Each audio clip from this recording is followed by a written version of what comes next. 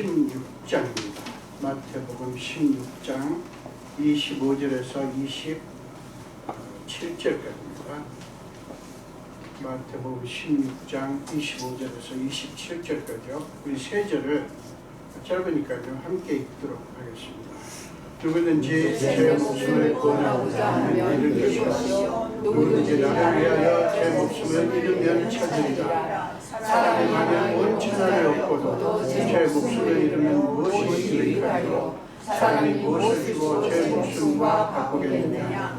인자가 아버지의 영광으로 그 천사들과 함께 오리니 그때 각 사람이 행한 대로 갚으리라. 한 번 더 기도하겠습니다. 예수님, 부족한 종에게 말씀을 전하라고 이 영광스러운 사명을 맡기셨으니 주여, 성령께서 임하사 종의 입술을 성령에 불러 정결케 하셔서 하나님의 말씀이 온전히 선포되게 하시되 종의 입술을 직접 쓰셔서 사용하셔서 친히 말씀하여 주옵소서. 감사드렸고 예수님 이름으로 기도합니다. 아멘.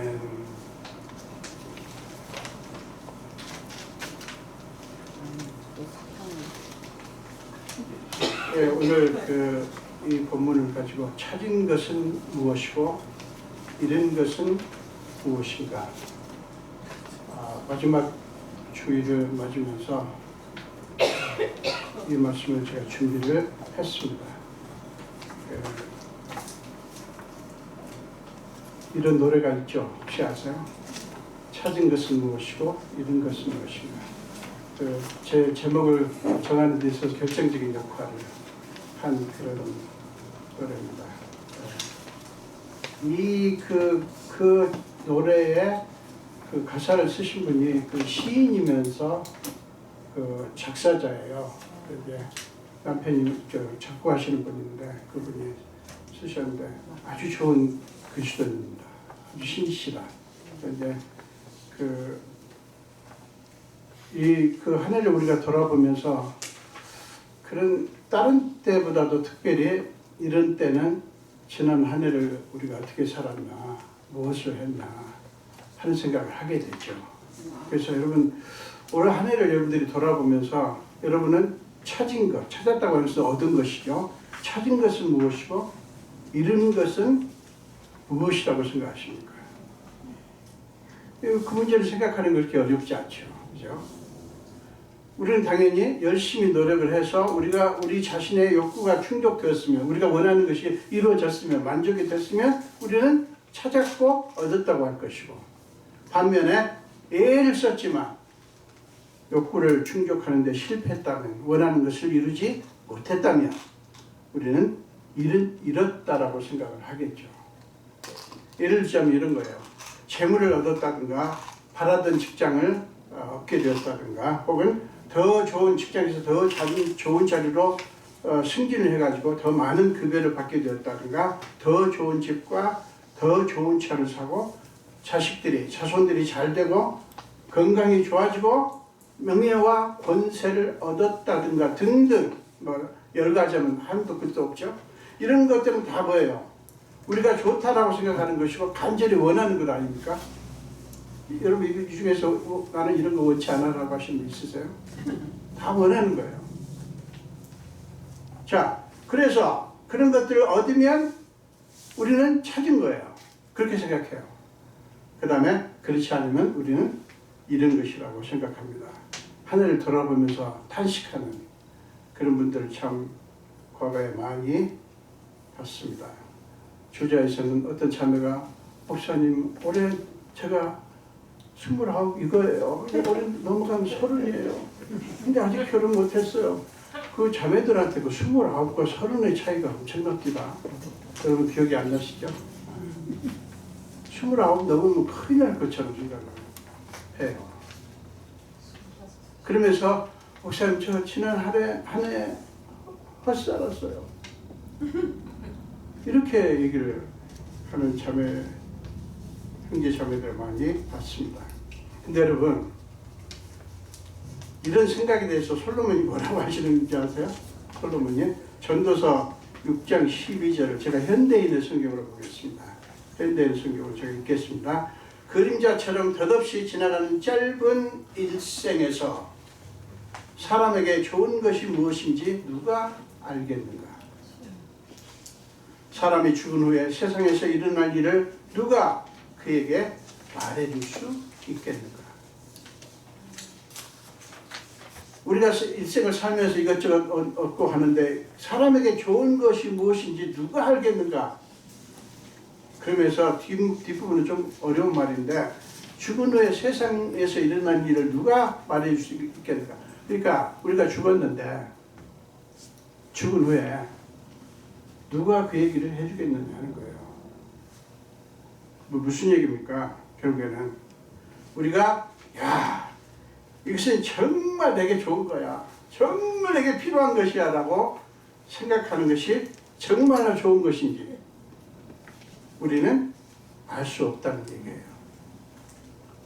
우리가 뭔가를 얻었잖아요. 그러면 이거 정말 내게 좋은 거야, 내게 필요한 거야, 이거 내가 정말 얼마나 오랫동안 원했는지 몰라 이거 했어. 그런데 그게 정말로 좋은 것인지 알 수 없다는 얘기예요.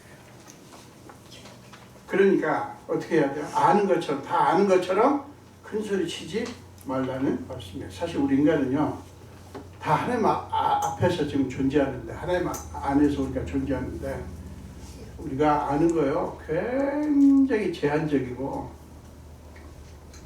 사실은 알고 있다고 말할 수가 없어요. 제가 점점 그런 거를 더 깨달으니까 이 목사 여러분, 목회자는, 설교자는 다 아는 것처럼, 그리고 다 행하고 있는 것처럼 막 이렇게 큰 소리 치잖아요. 점점 무서워요. 점점. 자, 여러분은 지금까지 살아오는 동안 그때는 참 좋은 것을 얻었다고 생각했는데 세월이 흐르고 보니까 좋은 것이 아니라 오히려 해로운 것임을 발견한다든가, 또는 당시에는 꼭 필요한 것, 정말 있어야 될 것, 정말 필요한 것을 잃었다, 놓쳤다고 생각하고 낙심하고 슬퍼했는데 세월이 흐르고 보니까 실상은 참 귀한 것을 찾았다, 얻었다는 사실을 발견하기도 하셨을 거예요. 그때는 참 이게 좋다고 생각했는데 지나고 보니까 오히려 안 좋은 것이고, 그때는 정말 안 좋다고 생각했는데 지나고 보니까 그게 그렇게 귀한 것이었다라는 그런 걸 발견하는 경험들이 있으실 거예요.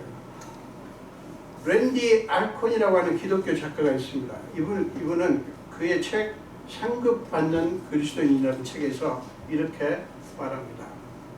자, 이제 그 다음부터가 그 책에 나오는 내용이에요. 가족과 함께 폐품 처리장이나 쓰레기 하치장에 가보라. 가보신 적 없죠? 갈 일이 없죠. 한때 소중한 크리스마스 선물이었고 값비싼 생일 선물이었던 보물더미를 보게 될 것이다. 사람들은 그것을 사기 위해서 밤늦도록 야근과 잔업을 했고 추가 일을 한 거예요. 잔업을 했고 수백 달러를 지불했다. 그 물건들 때문에 아이들은 서로 다투고 친구 사이에 우정은 깨지고 정직함을 버리고 남을 죽이기도 하고 속이기도 하며 결혼 생활을 파국으로 몰아가기도 했다. 이 선물 문제 때문에 하마터면 이혼할 뻔한 젊은 부부가 있었어요. 젊은 부부들이 싸우는 게 뭐죠? 당신이 나에 대한 사랑이 식을 것 같아. 처음에 프로포즈 할 때는 야단법사 하더니 막상 결혼하고 나니까 잡은 고기다 이거지? 잡은 물고기다 이거지? 그러면서 이제 대판 싸우고 선물을 성의 없이 자기한테 했다는 거죠, 남편이. 참 그런 그 선물로 말미암아 결혼이 파국에 이른 경우도 있어요. 자, 그런 희생들로 얻은 이 물건들 쓰레기 하치장에 가면 많이 있다는 거예요. 그러나 짧은 수명을 다한 후 이제 쓸모가 없어 쓰레기 하치장에서 놔둔 후는 제품들과 가구들의 장면을 보라. 당신이 아끼는 살림살이 대부분은 언젠가 폐품 신세가 될 것이다. 설령 살림살이는 한동안 이 땅에서 버틴다고 해도 당신은 그럴 수 없다. 저는 이 글에서 이 부분이 가장 확 와닿아요.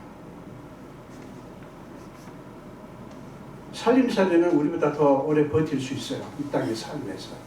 그리고 우리는 그렇게 못해요. 폐품 처리장을 보면서 이렇게 자문하라. 내 모든 소유가 쓸모없어 폐기 처분되고 잊혀질 때 나는 인생을 어떻게 살았다고 자신할 수 있는가? 영원히 남을 것은 무엇인가? 나를 영원한 처소로 반겨줄 존재는 누구인가? 나는 누구의 삶을 만지는 일에 대해 하나님께 쓰임을 받았는가? 그러니까 사는 동안 이 땅에 살면서 누군가가 누군가를 위해서 의미 있는 삶을 살았니까 그 말이에요. 영원히 남을 것은 무엇인가? 나를 영원한 처소로 반겨줄 존재는 누구인가? 이 글은 여러분, 이 글은 우리에게 참으로 얻은 것은 무엇이고 잃은 것은 무엇인가에 대해서 아주 심각하게 고민하게 만드는 질문입니다. 여러분 생각해 보세요. 아무리 좋은 것들도요, 잠시 쓰다가 언젠가는 버려질 것들이고 우리가 영원히 소유할 수 없는 것들 아닙니까? 그게 부서져서 쓸모없어서 소유하지 못하기도 하지만 우리가 이 땅을 떠나게 돼서 쓸모없게 되는 거예요. 그래도 그것들을 찾은 것이고 얻은 것이라고 생각할 수 있을까 하는 거예요. 여러분, 랜디 알콘이 던지는 마지막 결론을 다시 한번, 마지막 질문을 다시 보십시오. 이 부분은 함께 읽도록 하겠습니다. 영원히 남을 것은 무엇인가? 나를 영원한 처소로 반겨줄 존재는 누구인가?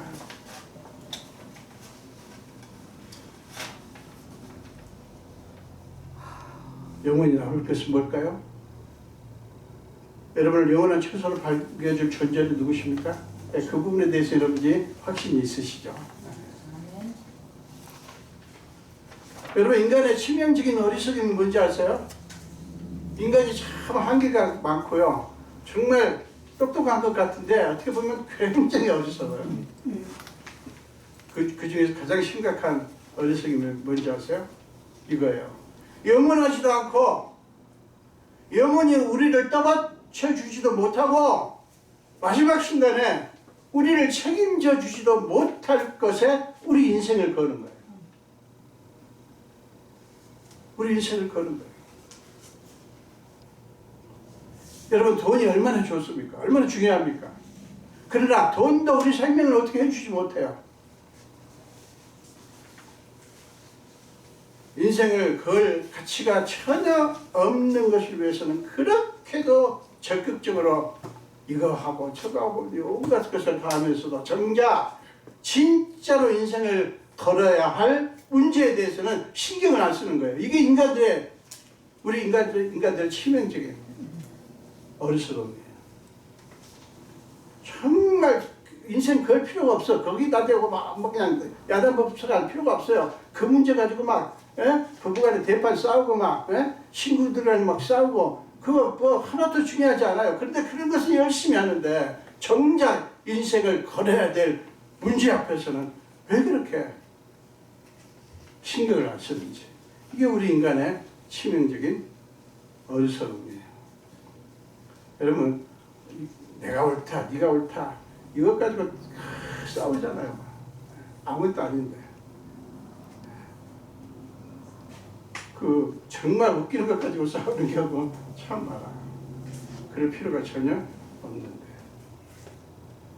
여러분, 본문은 인간적인 치명적인 어리석음에 대한 주님의 안타까운 심정을 보여주는 것입니다.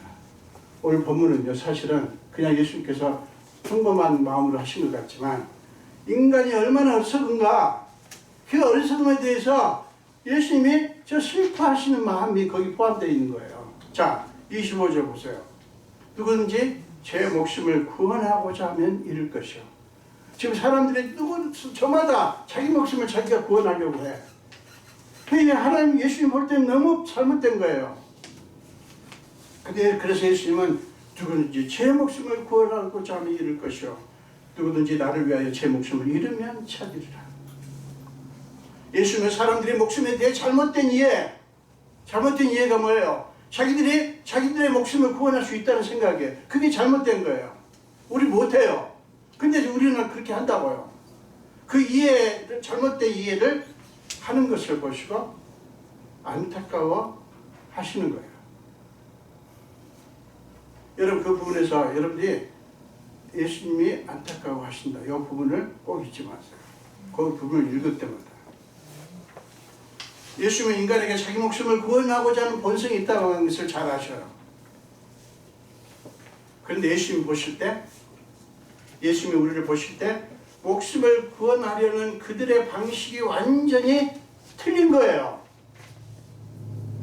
그렇기 때문에, 그리고 그들의 방식은 오히려 목숨을 얻는 것이 아니라 잃는 것이기 때문에 예수님은 안타까워 하시는 거예요. 우리 인간이 다 그래요. 자기들은 자기 자신을 위해서 그렇게 애를 써요. 근데 예수님이 볼 때는 아니야. 정반대 길을 가고 있는 거예요. 여러분, 이 모습이 하나님이 우리를 보시면 슬퍼하시는 모습이에요. 내용.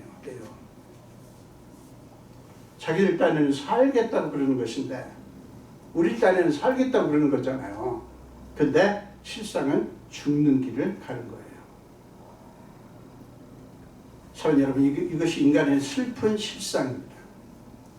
슬픈 우리의 자화상이에요. 여러분, 제 목숨을 구원하자고 한다는 것이 무엇이기에 예수님이 그렇게 말씀하셨을까요? 제 목숨을 구원하는 것이 무엇이기에? 자, 그것은 뭐냐면 자기 목숨을 자기가 원하는 대로 할 수 있다는 인간의 교만을 보여주는 거예요. 내 목숨을, 내 삶을, 내 인생을 내가 마음대로, 내가 원하는 대로 할 수 있어!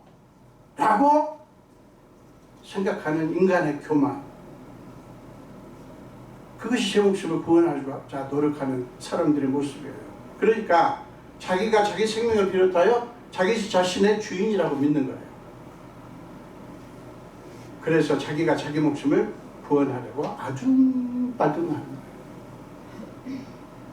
자기 체면과 자기 자존심을 살리려고 온갖 방식으로 야단 법석하는 모습이 바로 그거 보여주는 거예요. 그걸 보여주는 거예요. 그럴 필요가 없는 거예요. 여러분, 사람들이 왜 그렇게 야단하게 하는 줄 아십니까? 그들이 볼 때는 이거예요. 그렇게 하지 않으면 내가 죽어. 내가 가진 거 다 잃어. 내가 바보가 된단 말이야. 라고 생각하는 거예요. 사랑하는 여러분, 주님이 보실 때 그것이야말로 참으로 어리석고 불쌍한 모습인 거예요. 그래서 예수님은 전혀 다른 길, 그들이 원하는 건 뭐예요? 제 목숨을 자기가 구원하는 거예요. 그들이 원하는 것을 진실로 이룰 수 있는 길을 예수님이 제시하십니다. 그게 뭐예요? 나를 위하여, 여기서 내가 누구죠? 예수님이에요. 나를 위하여 제 목숨을 잃으면 찾으리라. 자, 인간이 원하는 게 뭐예요? 자기 목숨을 구원하는 거예요. 근데 그 길을 예수님이 너희가 생각하는 방식이 아니라 내 방식대로 해라. 뭐예요 그게? 나를 위하여, 예수님을 위하여 우리 목숨을 잃으면 찾는다. 이거예요. 여러분, 이 말씀을 풀어보면 이런 거예요. 제가 풀어서 얘기를 해볼게요. 너희 목숨을 구원하고 싶지? 너희는 너희 목숨을 구원하고 싶지? 자, 제가 여러분을 묻습니다. 여러분, 여러분의 목숨을 구원하고 싶으시죠? 네. 싫어요? 네. 쉽죠? 자, 이게 뭐냐면 너희 목숨을 구원한다고 싶다는 게 뭐냐면 너희 자존심을 살리고 싶지, 그 말이에요.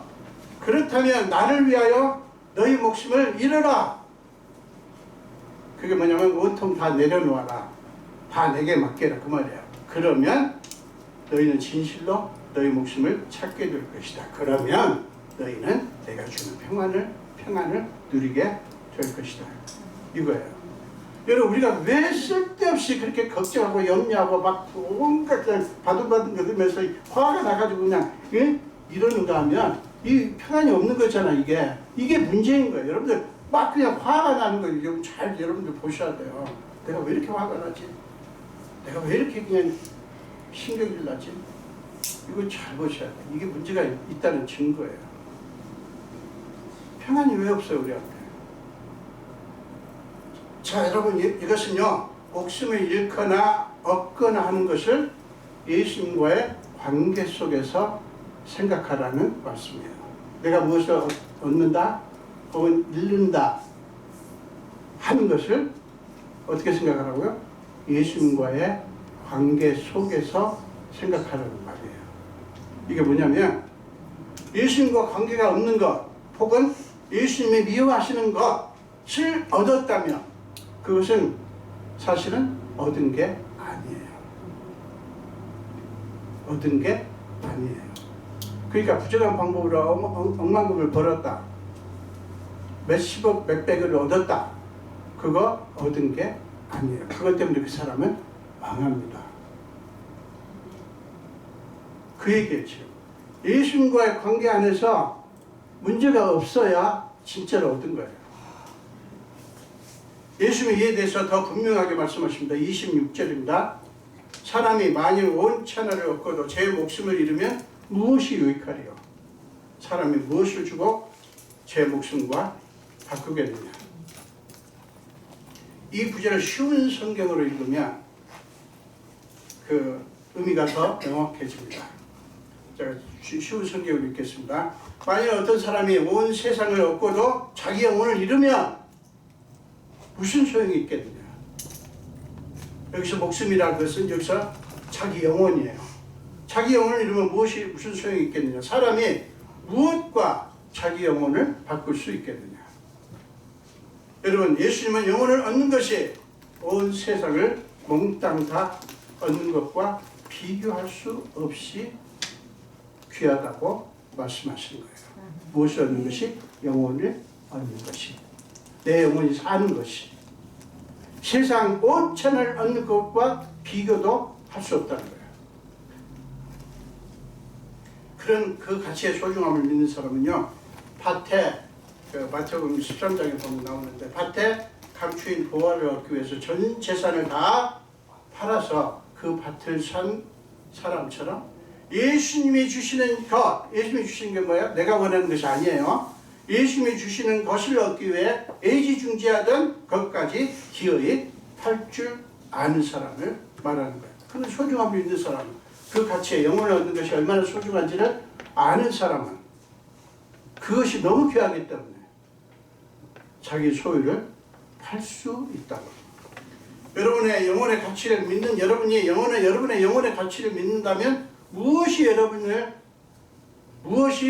여러분이 무엇을 찾았고 또 무엇을 잃었는지 명확해집니다.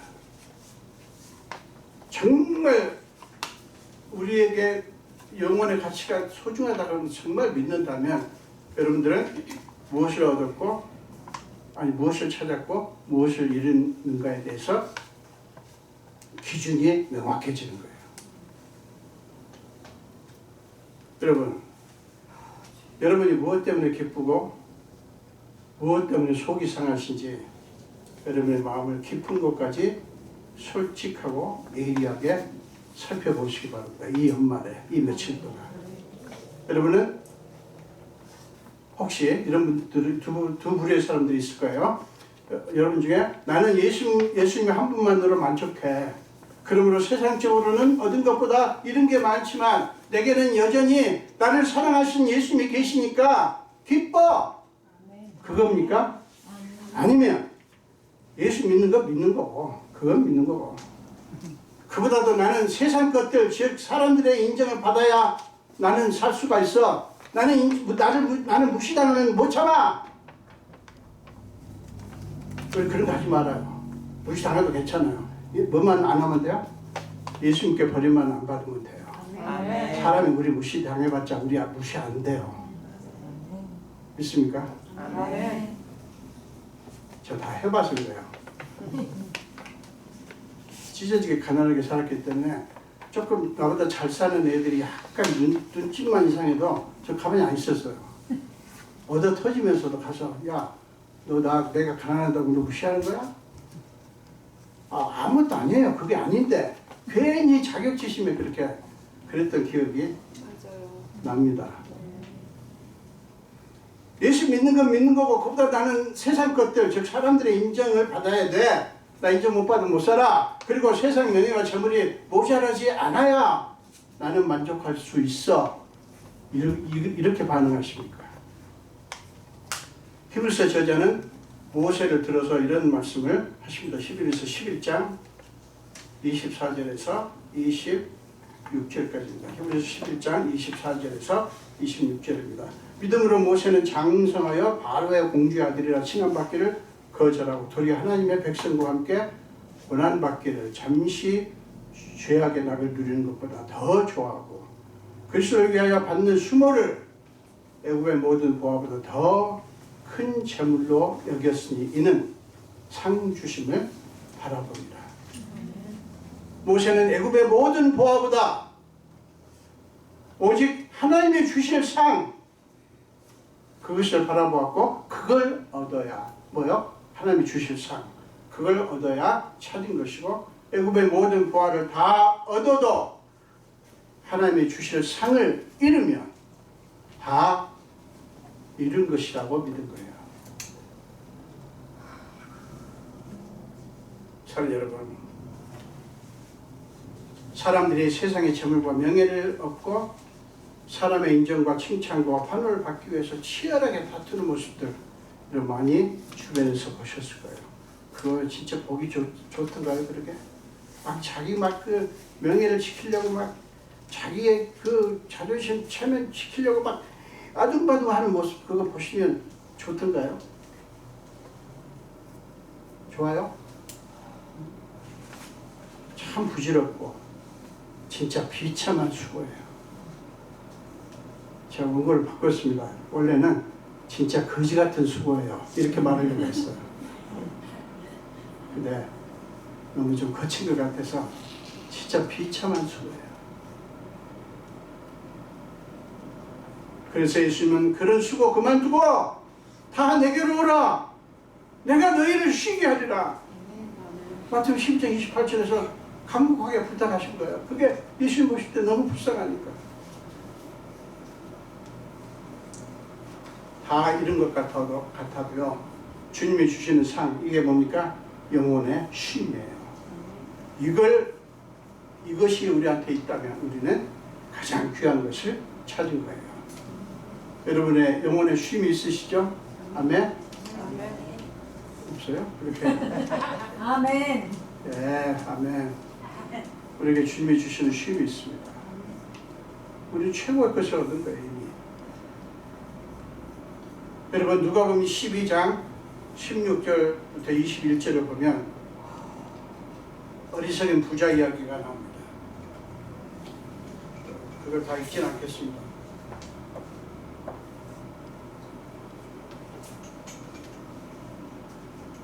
그 부자는 농사를 잘 지어가지고요.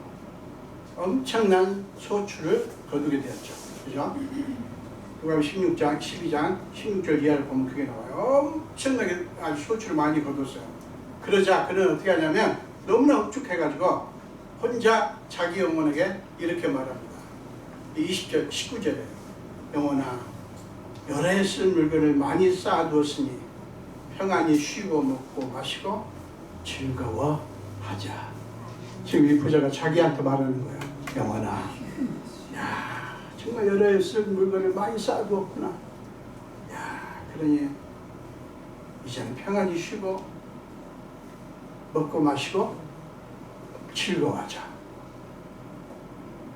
여러분, 이 부자를 한번 생각해보세요. 이 부자의 이 흡족해하는 이 부자의 마음이 느껴지지 않습니까?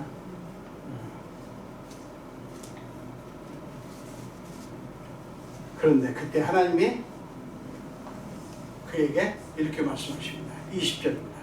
어리석은 자여, 오늘 밤에 네 영혼을 도로 찾으리니 그러면 네 준비한 것이 누구의 것이 되겠느냐. 예수님도 좀 넘어가 주시지. 요거를 딱 꼬집어요. 왜 꼬집어 주실까요? 그 사람이 불쌍하니까.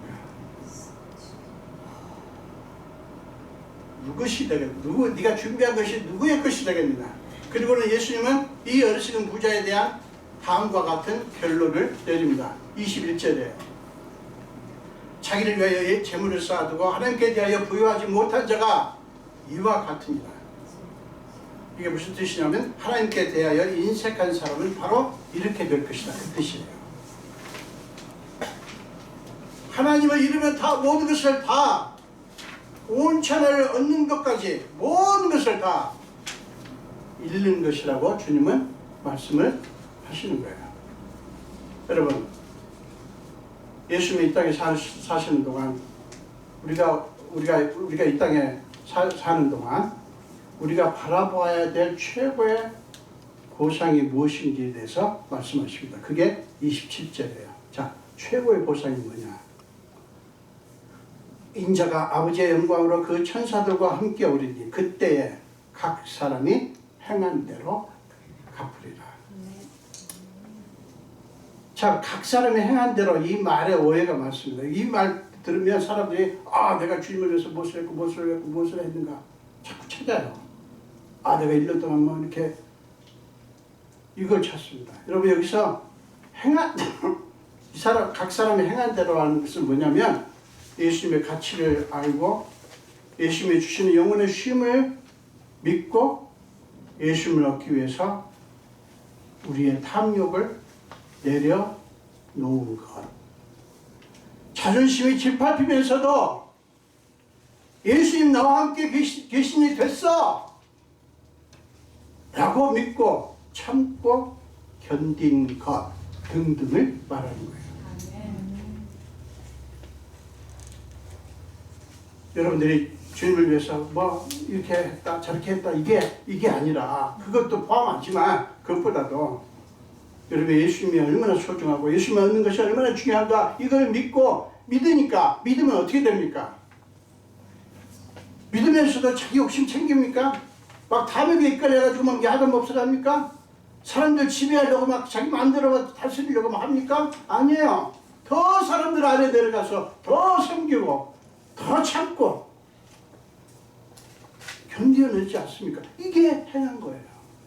예수님 보시는 행한 대로요. 그렇게 갚아주신다는 거예요. 다. 그 모든 것을 주님은 반드시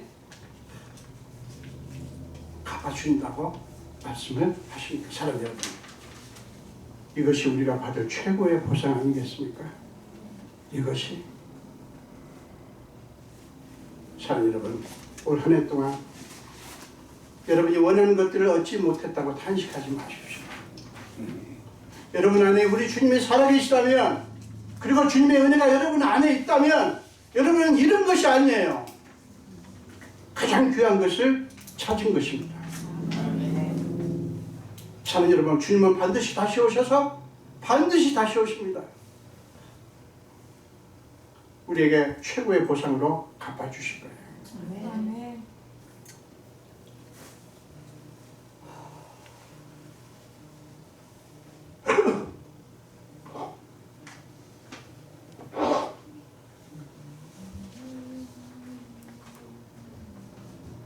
여러분, 우리한테 가장 확실한 게 뭐냐면요, 예수님은 반드시 다시 오신다는 거예요. 그리고 다시 오셔서 그냥 끝나는 게 아니라 우리를 다 부르시고 우리가 모르는 것까지 다 갚아주신다는 거예요. 그게 마태복음 25장에 나옵니다. 양과 염소를 가르는 그 비유에서 예수님이 말씀하셔요. 내가 갇혔을 때 이렇게 했고 저렇게 했거든. 그들은 모르는데 그날까지 사랑 여러분, 그날까지 이 세상의 맹렬한 유혹 속에서도요, 주님을 얻기 위해서 끝까지 행진하신 우리 모두가 되시기를 주님의 이름으로 축원합니다. 우리 끝까지 행진합시다. 아멘.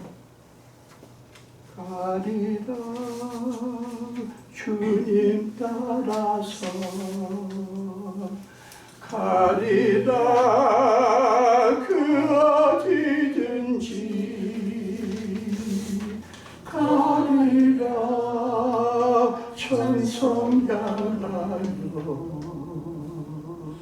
주 따라 난 가리라 이 세상 잠시 있다가 언젠가 떠나야 하리 가리라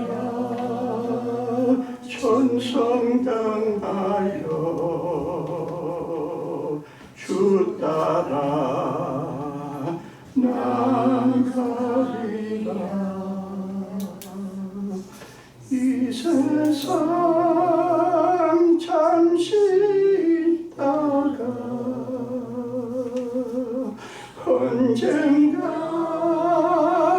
떠나야 하리 가리라 주님 뜻대로 주 따라 난 가리라. 예수님 감사합니다. 오늘 우리를 불러주시고 2025년 마지막 주일에 예배를 드리며 특별히 지난 한 해를 돌아보며 우리가 찾은 것은 무엇이고 잃은 것은 무엇인가를 생각해 봅니다. 아버지, 우리는 알았습니다.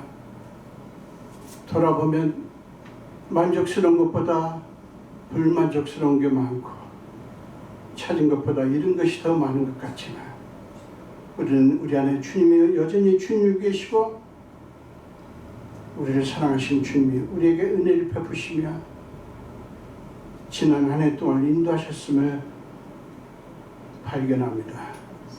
그러므로 우리는 참으로 귀한 것을 얻었음을 귀한 것을 찾았음을 믿습니다.